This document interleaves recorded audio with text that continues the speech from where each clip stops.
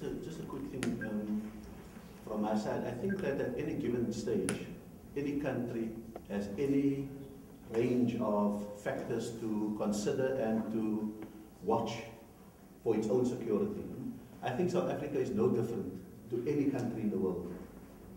I think that what makes South Africa a fertile opportunity is that if you were to watch the sports channels on TV, South Africa is on the lips of every soccer supporter anywhere in the world as people play off for the qualifications to come to South Africa. And so it's obviously going to be a magnet for sensation. And I think it's going to be a fertile ground for alarmism. And I think it's very unfortunate that we are going to repeat the mistakes that were made so devastatingly in the United States and in Britain and in Spain following incidents there by trying to give a religious or a community label to what could be an act of criminality and terrorism. And I think that it will be a disservice to the Muslim community of South Africa to suddenly find the label Muslim put to an act of criminality, and that is where I think the media needs to play a very critical role to be able to report a crime as a crime, a threat of a crime as a threat of a crime, and not to put a religious adjective to it. I also think that it is very important for scholars in South Africa and elsewhere, and for information peddlers, and for alarmists, not to try to seek to undermine the intelligence capacity of South Africa, because the fact of the matter is that we know that there are attempts to make South Africa a playground for international espionage, to create the fertile conditions for other intelligence agencies to say, academics in South Africa are saying that South Africa's intelligence can't do it, let us move our own agents into it. We've seen some evidences of that, and we're not at liberty to speak about it, but I think that we've got to be very responsible and not try and create, through alarmism and invitation, for other agents to see South Africa as their political football, if you can excuse the pun. I've just got one question for our representative from Somalia, and that is, following this media story, has there been repercussions already for the Somali community? Where does the claim come from that it was a single telephone call that came from Khayelitsha? What are you making of that? Is there any truth to that whatsoever? You denied it, but where does the claim come from? Actually,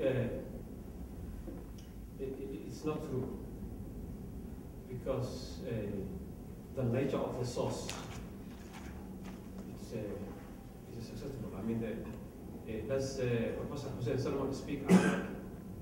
Does he speak Somali language? How he gather information? How he receive the information? That's the question. And secondly, it seems to us as Somali community in South Africa, it is a kind of political game, or to give the bad reputation to South Africa. That's only our conclusion that we have reached. And or either the source, which is Hussein Solomon, trying to become a famous scholar, or to remarketing something is people not buying in South Africa, because the field of the political Islam and the political parties and the Al-Qaeda background history, it involves a lot of facts, which I think Hussein Solomon have no idea about. That's our conclusion. Thank you. Can I have one final question? There was a statement that came from the Al-Jamaa party saying that a conference of this nature is almost dangerous because it buys into the concept that there is such a thing as Muslim extremism, and one should deny that. So they also draw parallels between Pagad and Qibla and say, if one looks at the existence of Pagad and Qibla in the Western Cape, can one say that there is extremism? How does one term that? And I know we be careful about labels. Can I ask Ramesul maybe to answer that one, if one looks specifically at those two organizations within today's context? Look, I think that, and I'm going to seek help from Rashid Umar, but I want to say that we cannot deny that any community has the potential for extremism within it. it often depends on a cocktail of conditions. Poverty, marginalization, discord within that community, different interpretations of the sources that that community deals with, and so forth.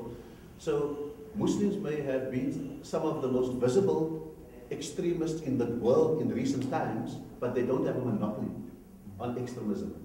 There are some who hide extremism behind the trappings of a state. And so that doesn't make them less extreme than others. So I would think it is denialism and foolish for anyone of us here sitting to say that there is no such thing as a potential for extremism within the Muslim community. That, I think, is the one thing. The second thing is that while we understand that ideally and theoretically there can be no such thing as a Muslim extremist, the point that I made this morning is that Muslims by definition are described as, to use the Arabic, ummatan wasatan, a community that is most middlemost, that is centered, that is balanced, that is in the middle, and avoids the extremes. So if we were to talk theory, there is no such thing, there ought to be no such thing as a Muslim extremist. But the fact of the matter is that we have seen examples of that, and a part of what this conference is doing is to dissect what is this notion of extremism, where does it exist, how does it exist, how do we understand it, how do we help those who are tempted into extremism to avoid the extremes, and how do we assist the state also in protecting ordinary citizens from the effects of such extremism. So while I think that Al-Jama'ah is putting a theoretical ideal point across, I think we're dealing here with realities as we go forward. And that is what we have to, as for the other names that you've mentioned, I think it is better to judge people by their actions and their utterances rather than by entering the discourse of extremism and labeling them in any particular way myself. But as I said, I will easily bow to Rashid Umar's greater appetite for controversy than what I currently have. I already had my say this morning when you were not here. So, I think I will. If there are not any other questions, then we thank you so much for having come here, and I thank Sheikh Hassan and Sheikh Abdul Rashid, Sheikh Siraj, Ibrahim. I hope that the statement that we have here, in fact, should be sent to all masjid. This issue is not going to go away, Sheikh Abdul Rashid. It's going to come every time, and you can just say we have already made our position very, very clear. Thank you so much to the media. Thank you for everyone.